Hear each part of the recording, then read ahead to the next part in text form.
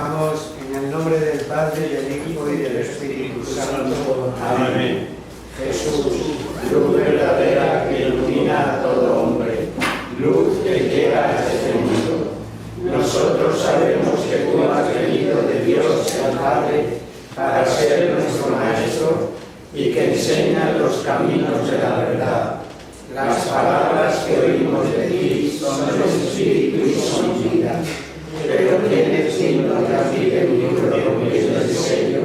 Tú solo, tú que diste tu vida por nosotros y nos compraste para Dios con tu sangre. Danos a conocer los misterios del reino de Dios y las inagotables riquezas de tu corazón. Descúbrenos los tesoros de la sabiduría y de la ciencia de Dios en ti se ocultan. Haz que tu palabra eleve nuestras almas, guíe cual luz nuestros pasos, ilumine nuestra senda hasta que amanezca el día y se disipen las tinieblas. Tú que vives y reinas por los siglos de los siglos. Amén. Bueno, vamos a continuar con el Evangelio de Lucas. Estábamos en el capítulo 11 y seguimos hoy. Leemos la parábola del amigo inoportuno. Lucas 11, del 5 al 13.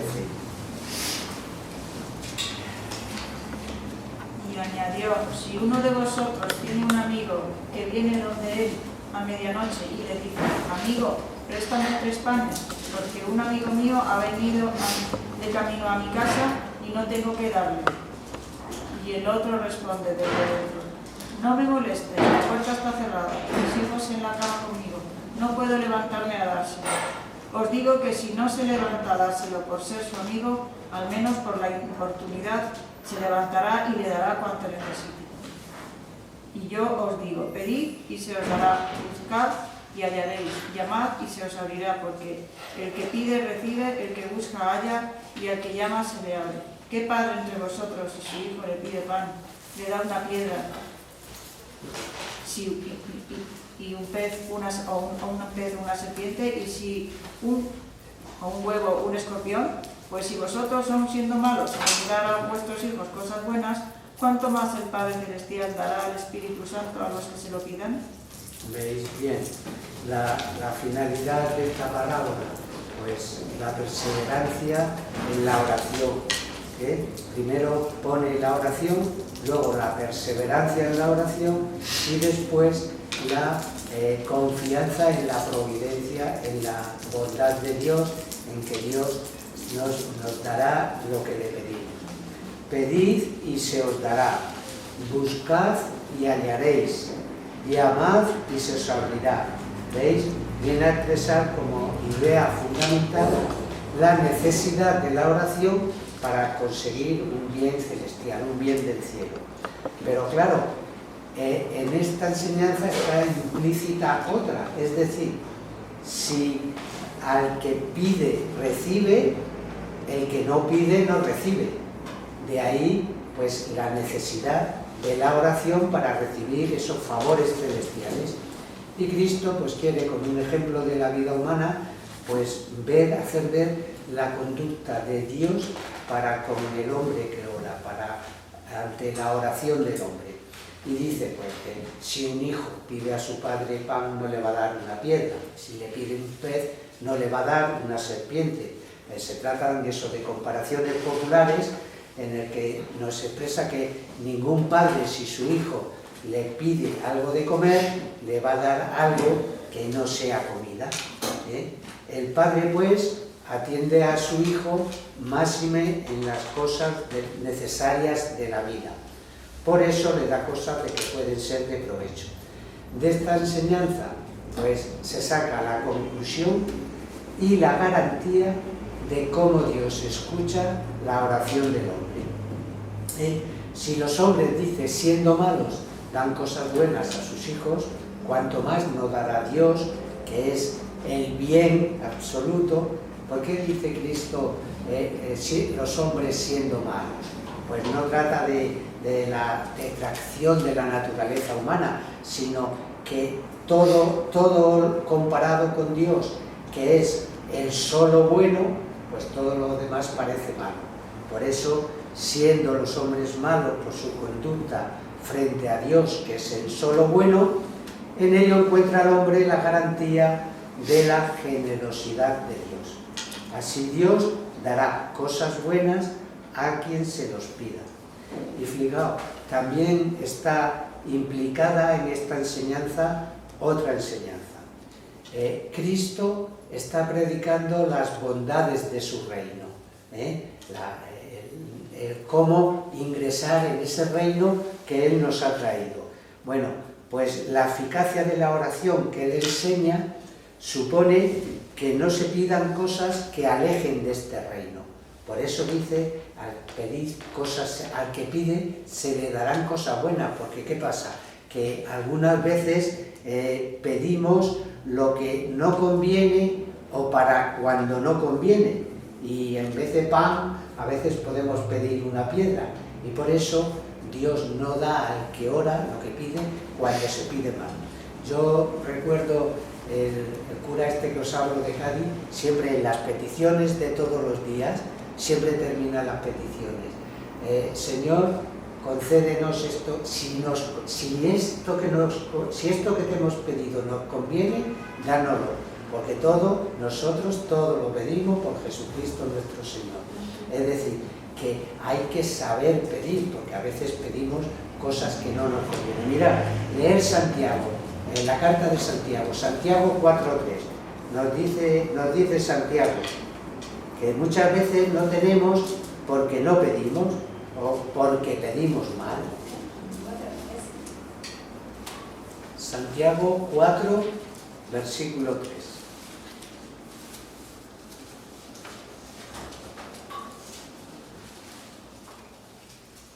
Pedís y no recibís porque pedís mal, para gastarlo en vuestras pasiones. Claro. Almas. Nada más. Pedís y no recibís porque pedís mal. Pedir lo que nos conviene. Por eso, Lucas me parece que sintetiza qué son las cosas buenas. Y dice, si vosotros pues siendo malos habéis de dar cosas buenas a vuestros hijos, ¿cuánto más vuestro Padre Celestial dará el Espíritu Santo a quien se lo pide? Es decir, que Lucas sintetiza en el Espíritu Santo, que es el dador de todo bien, para pedir lo que conviene. Seguimos, y nos habla del poder de Cristo sobre los demonios, cómo Cristo, en esa lucha con la llegada del Mesías, uno de los signos de la llegada del Mesías sería la victoria sobre el demonio, esa lucha del Mesías contra el demonio, poder sobre los demonios. Leemos en el capítulo 11, del 14 al 26. Estaba él arrojando a un demonio que era mudo, y apenas salió el demonio, comenzó a hablar el mudo, de suerte que las gentes se admiraron. Pero de entre ellas algunos dijeron, es por arte de Beelzebú, príncipe de los demonios, por quien éste arroja los demonios. Había también otros que para tentarlo reclamaban de él una señal venida del cielo. Pero él penetró sus pensamientos y les dijo, todo reino dividido en bandos queda devastado, y una casa se derrumba sobre otra. Si pues Satanás está dividido contra sí mismo, ¿cómo subsistirá su reino? Porque estáis diciendo que yo arrojo los demonios por arte de Beelzebú. Pero si yo arrojo los demonios por arte de Beelzebú, ¿por qué arte de quién lo arrojarán vuestros hijos? Por eso ellos mismos serán vuestros jueces. Pero si yo arrojo los demonios por el dedo de Dios, es que el reino de Dios ha llegado a vosotros. Mientras un hombre fuerte y bien armado está guardando su palacio, sus bienes están seguros, pero cuando venga contra él otro más fuerte y lo venza, le quitará las armas en que confiaba y repartirá el botín. Quien no está conmigo está contra mí, y quien conmigo no recoge, desparrama. Cuando el espíritu impuro sale del hombre, vaga por los desiertos buscando reposo, y al no encontrarlo se dice: me volveré a la casa de donde salí. Y al llegar a ella, la encuentra barrida y arreglada. Entonces va, toma consigo otros 7 espíritus peores que él, entran en la casa y se instalan allí. Y resulta que la situación final de aquel hombre es peor que la de antes. Que los principios, muy bien, ¿veis? Cristo expulsaba a los demonios con esa autoridad propia suya, y esto pues les llevó a la gente a pensar si sería el Mesías, porque como digo, era un rasgo del mesianismo, de la llegada del Mesías, esa lucha contra el demonio.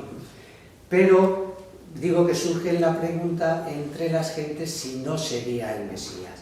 Pero los fariseos, ante esto, los fariseos que es el medio del que el demonio se sirve para obstruir esta labor del reino de Cristo, pues dice que le atribuye a que tiene un pacto con Belcebú, de que expulsa a los demonios no por el poder de Dios, sino por el poder de Belcebú, el príncipe de los demonios. Y claro, la argumentación de Cristo es definitiva. Si así fuese, Satanás está destruyendo su propio reino. Es decir, si yo estoy expulsando a los demonios, que es el reino de Satanás, por orden de Satanás, resulta que Satanás está luchando contra él mismo. Por eso, si es verdad que él expulsa a los demonios en nombre de Dios, pues que saquen las consecuencias. Es que el reino de los cielos ha llegado a vosotros, está entre vosotros. Por eso dice, si él expulsa a los demonios, y Lucas añade otra consecuencia: hay que recoger para no desparramar. Lo que dice que el que está conmigo está contra mí. Es decir, hay que recoger esa enseñanza que está predicando sobre el reino para entrar en el reino, porque si no se desparrama y queda fuera del mismo. Y luego hace una comparación muy bonita para hablar de esta generación del Mesías, cuando habla del demonio errante. El demonio que ha salido de una persona va buscando un lugar donde vivir, un lugar árido, y no lo encuentra y vuelve a esta persona, a esta antigua morada que había tenido. Y cuando llega y la encuentra tan arreglada y tan limpia, pues va, busca otros 7 demonios más fuertes que él y la vuelven a conquistar. Y entonces resulta que la posesión es mayor, es decir, las postrimerías van a ser peores que los principios en esta persona. Habla de la generación de Cristo. Mira, dice, la expulsión de los demonios de Cristo prueba, como él dice, su mesianismo.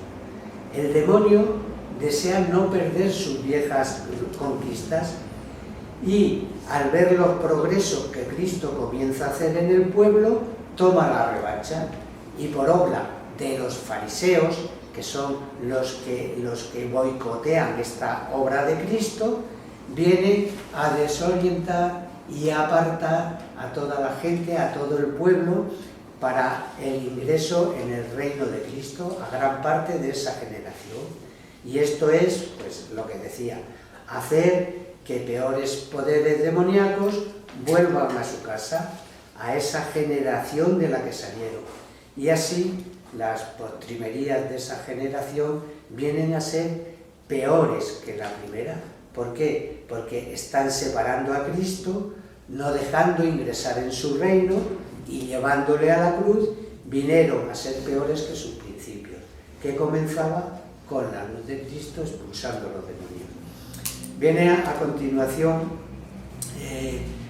un elogio sobre la madre de Jesús, un elogio que aparentemente no parece tal, pero ahora vemos cómo sí.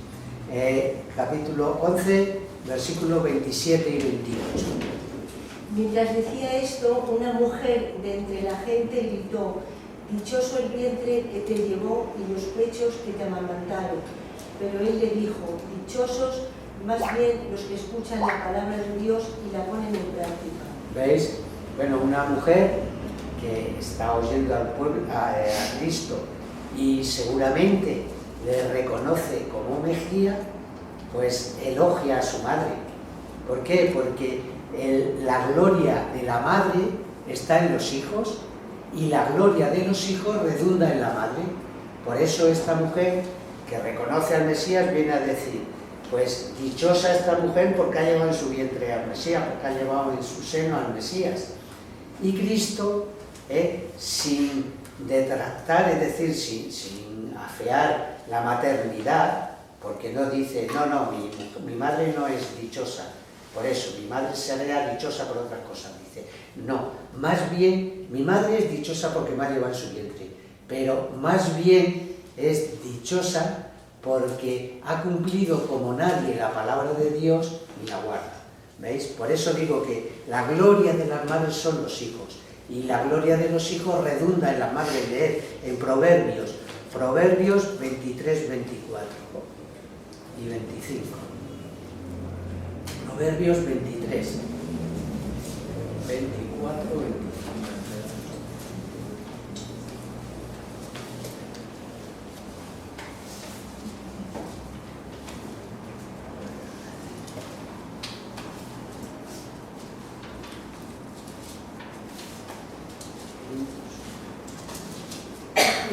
Leemos Proverbios 23. Sí, 24, 25. Compra verdad y no la vendas. Sabiduría, enseñanza e inteligencia. No, me parece. Es la 23, Sí, Capítulo 23. sí, de Proverbios. pero después Si te sientas a comer con un magnate, mira muy bien al que muchos se piensa alegrarán de del tu- justo. Ahí, esa. 24. Muchos se alegrarán el Padre del justo, y Sí. el que engendró a un sabio se gozará en él. Alégrense pues tu padre y tu madre, y gócense la que te engendró. Por eso, ¿veis? La gloria de las madres son los hijos, pero esta gloria de los hijos redunda en la madre. Por eso Cristo viene a decirle, mi madre es dichosa porque me llevó en su seno y tuvo en su seno al Mesías, pero es más dichosa porque como nadie es la primera que cumple, escucha la palabra de Dios y la cumple. Sigue pues un juicio sobre esa generación presente, un poco lo que estábamos viendo, seguimos viendo del capítulo 11, versículos del 29 al 32.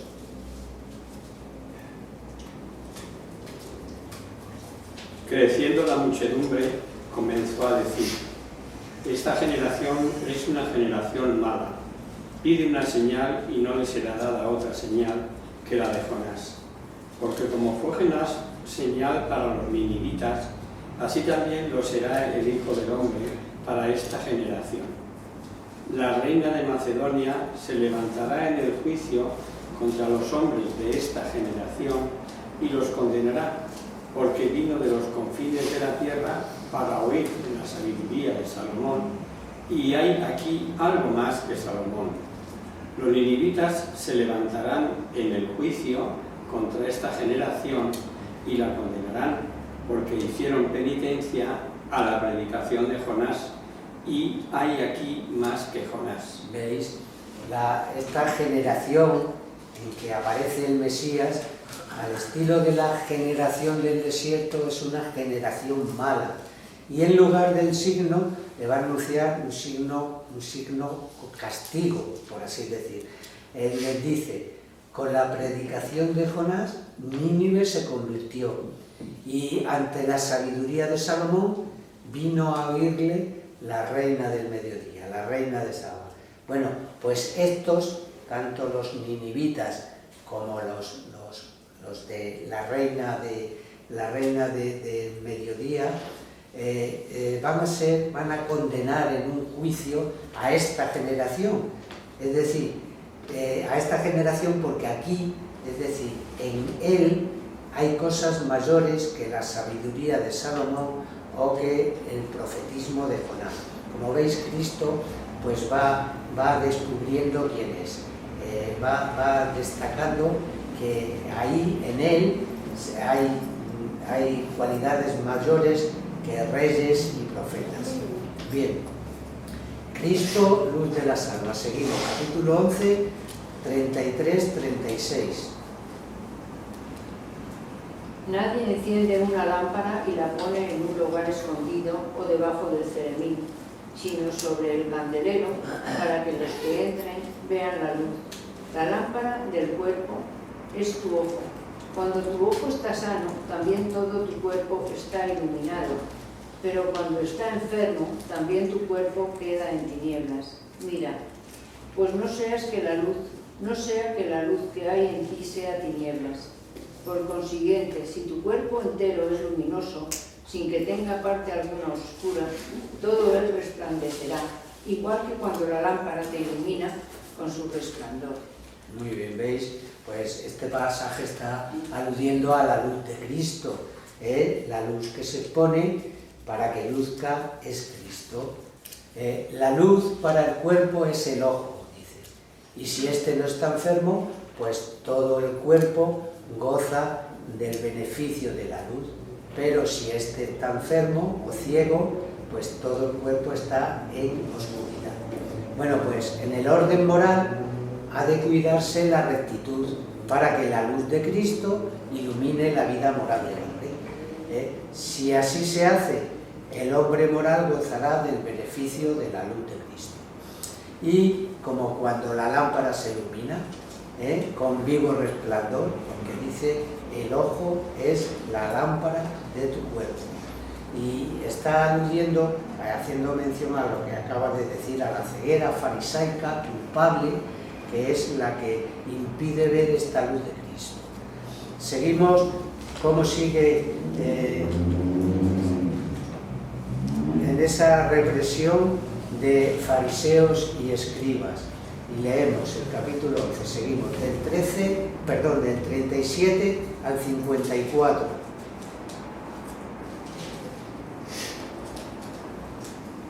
Mientras hablaba, le invitó un fariseo a comer con él, y fue y se puso a la mesa. El fariseo se maravilló de ver que no se había lavado antes de comer. El Señor le dijo, mira, vosotros los fariseos limpiáis la copa y el plato por de fuera, por vuestro interior, pero vuestro interior está lleno de rapiña y maldad. Insensatos, ¿acaso el que ha hecho lo de fuera no ha hecho también lo de dentro?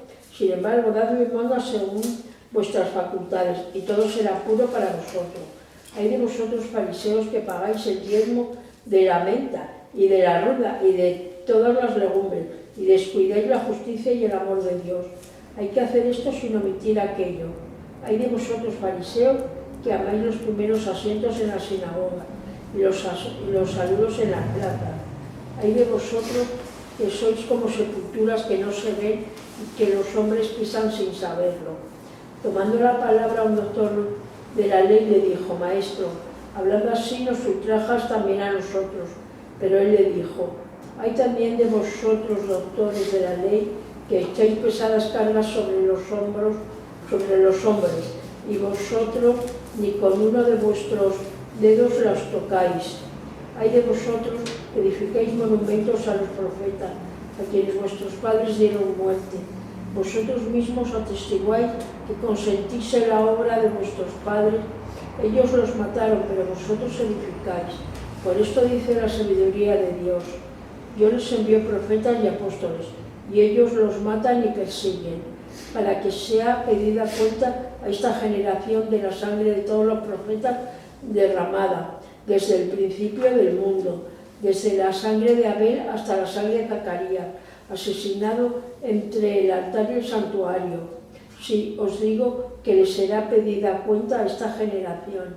Hay de vosotros, doctores de la ley, que os habéis apoderado de la llave de la ciencia, y ni entréis vosotros ni dejáis entrar. Cuando salió de allí, comenzaron los escribas y fariseos a acosarle terriblemente y a proponerle muchas cuestiones, armándole insidia para sorprenderle en algo que saliera de su boca. Fijaos, el uso rabínico de lavarse las manos, de lavar las vasijas, de lavar por dentro, de purificar los asientos, no eran preceptos que estaban en la ley, sino que procedía de la tradición de los antiguos rabinos. Bueno, pues este hecho de ser invitado a un banquete Cristo le va a dar lugar a estas censuras de Cristo sobre los fariseos, los escribas y los doctores de la ley. Los fariseos pues limpiaban las copas, los platos por fuera, pero por dentro estaban llenos de rapiña y de maldad. Y esto era la hipocresía que Cristo les echa en cara. Es decir, hay que estar puros por dentro, no aparentar por fuera y luego por dentro estar podrido, por esa referencia que hace también a los sepulcros. Los fariseos han de purificarse el alma con buenas obras. Por eso les indica una de las obras más excelentes consideradas para los judíos, la limosna. Por eso les dice que en lugar de toda esa externa purificación que tienen ellos, que den en limosna lo que hay dentro de ellos, es decir, que den el necesitado alimento como limosna y así obtendrán pureza de rectitud, así serán puros por dentro, no apariencia por fuera y por dentro todo lo contrario. La hipocresía farisaica se la describe además también en otros casos que viene a hablar. En la ley se decía que había que pagar los diezmos, es decir, la 10ª parte de lo que producían en general, porque el sacerdocio era de lo que vivía, el sacerdocio vivía de los diezmos que se pagaban. Pero se llegó a interpretar pues como todo exageradamente, ¿no? Y en cosas menores, como lo que habla ahí de la menta, la arroz y todas las legumbres, pero esto lo imponían, pero ellos no lo practicaban, es decir, no practicaban la justicia, que era el amor de Dios, que es lo que les echa en cara. Pretenden ser perfectos, ansían los primeros puestos en las sinagogas, el saludo de todos en la plaza, y los maestros como maestros y como perfectos por excelencia. Y le censura pues que son como sepulturas blanqueadas, es decir, aparentemente muy limpios, muy bonitos por fuera, pero con esa pudredumbre por dentro, la pudredumbre de la muerte. Fijaos, y al llegar aquí, pues introduce también a un maestro de la ley. Ha estado hablando de los fariseos y habla del maestro de la ley. Los maestros de la ley interpretaban la ley con un rigurismo pues insoportable, pero que además ellos no cumplían. Por eso aparecen aquí, por aparecer religiosos, dice, levantaban monumentos a los profetas, a quienes sus antepasados habían matado. Es decir, y eso era consentir en ello, es decir, ellos los mataron, vosotros los enterráis, les hacéis los monumentos. En el fondo de esta afirmación, fijaos, que nos está previsto, que nos habla el versículo 49, dice el versículo 49. Por esto dice la sabiduría de Dios, yo les envío profetas y apóstoles y ellos les matan y persiguen.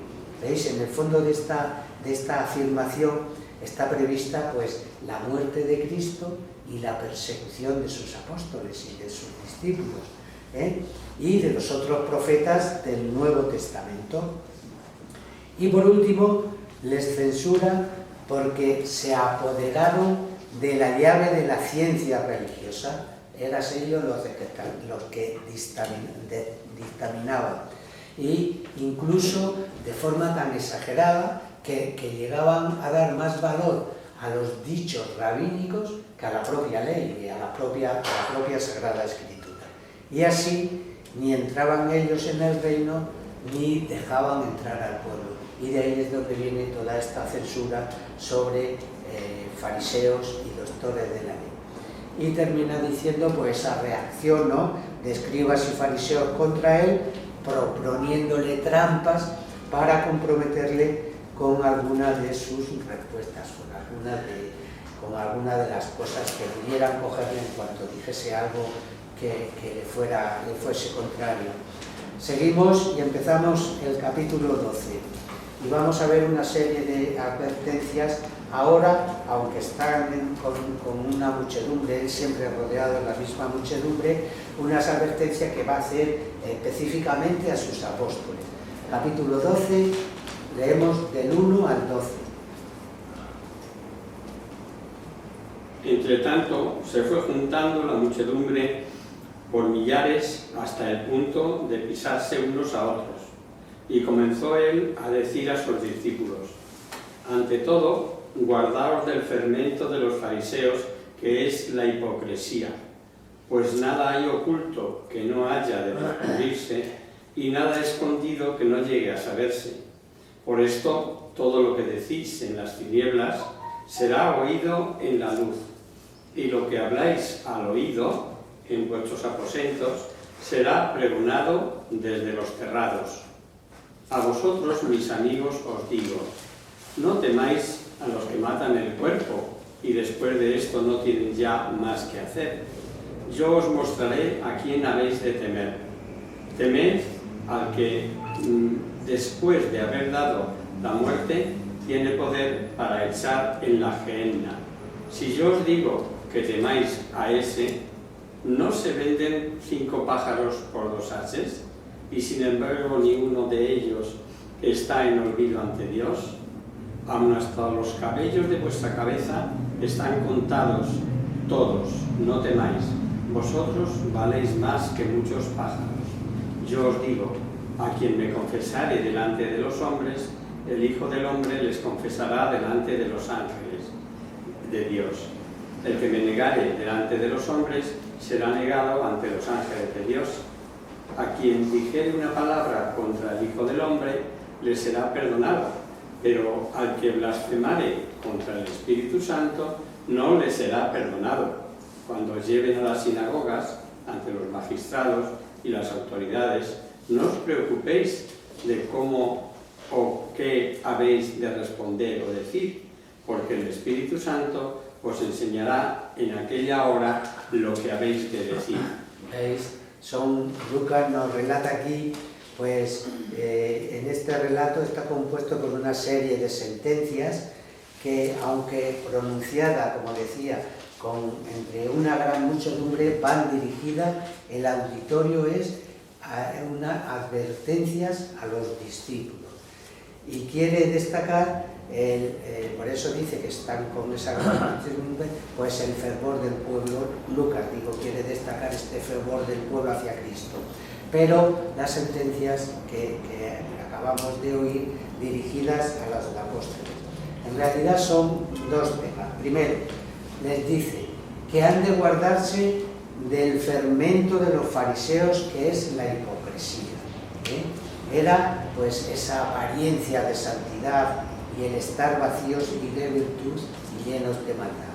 Esa apariencia por fuera, pero esa maldad por dentro. Que no sean así sus discípulos.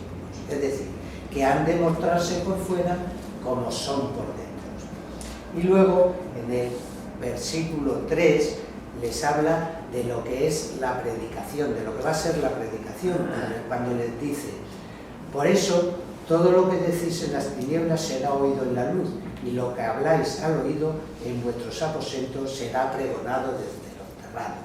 Es decir, le estás hablando de la predicación de los apóstoles. Y si esto se interpreta como la predicación, les viene a decir pues que esta predicación les va a acarrear persecuciones. Y para ello les anima llamándoles mis amigos. Pero vosotros, mis amigos, no temer. Y no temer a los hombres, porque los hombres, en definitiva, como muchos, solo pueden matar el cuerpo. Hay que temer más bien al que nos puede dar la muerte definitiva, que es la muerte del alma. Pero, además, les exhorta a esa confianza en la providencia de Dios, con ese ejemplo de los pajarillos, ¿no? ¿Cuántos más valéis vosotros que esos pajarillos? Y les exhorta a esa confianza en la providencia divina, pues diciéndole que tanto las persecuciones como las tentaciones no siempre van a ser evitadas por Dios, pues son parte de esa providencia de Dios, pero la confianza en la providencia de Dios será lo que les dé la fortaleza, ¿eh? Y esa fortaleza le llevará a confesarle delante de los hombres. Y dice, quien me confiese delante de los hombres, yo le confesaré delante de Dios ante mis ángeles, ¿eh? Esta actuación de Cristo hecha ante los ángeles de Dios, pues es más bien que fiscal, es judicial, ¿eh? Su confesión sería su fallo judicial. Pues esto evoca al perdón de los pecados contra el Hijo del Hombre. Fijaos, dice algo muy curioso, muy importante. El que peque contra el Hijo del Hombre será perdonado, pero quien no se le perdona el pecado será el pecado contra el Espíritu Santo. ¿Y cuál era el pecado contra el Espíritu Santo? Pues es ese cerrar los ojos a la evidencia de la obra de Dios, es decir, no reconocer a Dios sabiendo quién es Dios. Que bien, en definitiva, es un poco lo que ha estado hablando de los fariseos, que atribuía al demonio lo que era una obra de Dios, es decir, que les decía que Jesús expulsaba a los demonios en nombre de Belcebú, cuando Jesús realmente demuestra que expulsa a los demonios con el poder de Dios. Bueno, y este pecado del Espíritu Santo, ¿por qué no se puede perdonar? Pues no se puede perdonar porque el hombre se empeña en no ser perdonado, porque él con su conciencia está cerrando los ojos a esa evidencia de la obra de Dios y no tiene capacidad de arrepentimiento, o sea, no tiene ningún arrepentimiento. Por ese es el pecado del Espíritu Santo que no se perdona, no tiene perdón. Pero no se perdona porque el hombre no quiere ser perdonado, por eso es tan clara esta referencia al pecado contra el Espíritu Santo. Y les asegura que no se preocupen cuando sean perseguidos o por las sinagogas o por los magistrados. Fijaos, está haciendo referencia a las persecuciones que pueden tener o por parte de los judíos o por parte de los gentiles, que va a ser pues cuando la primitiva iglesia empiece a funcionar, pues estas persecuciones van a estar al orden del día. Y que no se preocupen sobre qué han de responder, porque en esa providencia hará que el Espíritu Santo les ilumine en aquella hora. Y fijaos, el ejemplo en San Pablo. San Pablo tuvo muchas persecuciones, se encontró muchas veces delante de los tribunales y siempre se rió airoso porque el Espíritu Santo estaba con él. Y creo que nos quedamos aquí, sí, porque en la hora de terminar. El próximo día Orenga nos dará la charla. Bueno, ahora después de aquí rezamos. Virgen, bella como la luna, delicia del cielo, en cuyo rostro se miran los santos y se contemplan los ángeles. Haz que nosotros, tus hijos, nos parezcamos a ti, y que nuestras almas reciban un rayo de esa belleza tuya, que no decae con los años, sino que brilla en la eternidad. María, sol del cielo, despierta tú la vida donde haya muerte, e ilumina los espíritus en que haya tinieblas. Reflejándote en el rostro de tus hijos, concédenos un destello de tu luz y tu fervor. María, poderosa como un ejército, concede a nuestra fe la victoria. Somos tan débiles y nuestros enemigos se ensombrecen con tantos descargos, mas con tu bandera nos sentimos seguros de vencer. Él conoce el poder de tu bien y viene la majestad de tu mirada. Sálvanos, María, bella como la luna, única como el sol, temible como un ejército ordenado, levantado en pie